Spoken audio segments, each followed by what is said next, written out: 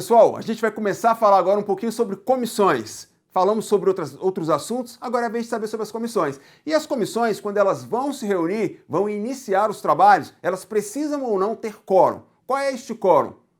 Vamos ver comigo? Confere comigo aqui, porque às vezes vai precisar de um quórum aí, mas dependendo, se não tiver matéria a deliberar, a situação é completamente diferente. Eu sou o professor Luiz Cláudio Santos e aqui no Gran Curso Online estou aqui para ajudar você na sua preparação para chegar com tudo e gabaritar a prova e conquistar a sua vaga. Confere comigo na tela.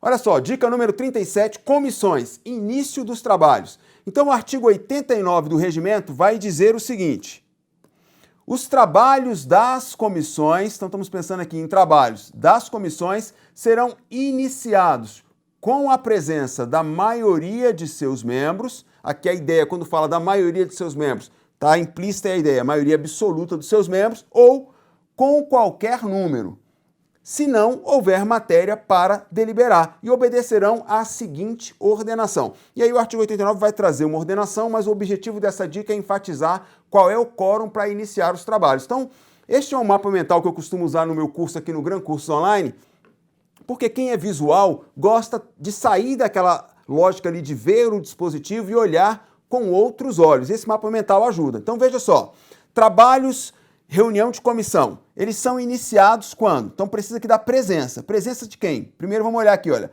Qual é a regra? A regra é que haja a maioria dos membros na comissão. Então, olha só, eu falei para vocês, maioria a gente pode entender aqui como maioria absoluta. Gente, não existe maioria se você pensa num colegiado como um todo. E aí você pensa, são 24 deputados federais, ou distritais, 24 deputados distritais. Qual é a maioria dos deputados distritais? Pelo menos 13.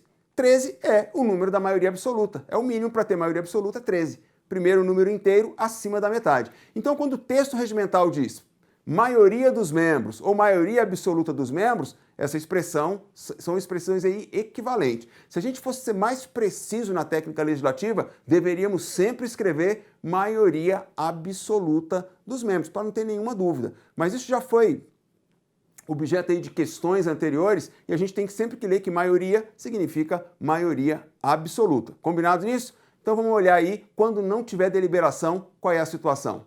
Então no mapa mental a gente vê agora qual é a exceção. A regra é ter a presença da maioria. E qual é a exceção? A exceção é que a reunião possa ser começada com qualquer número.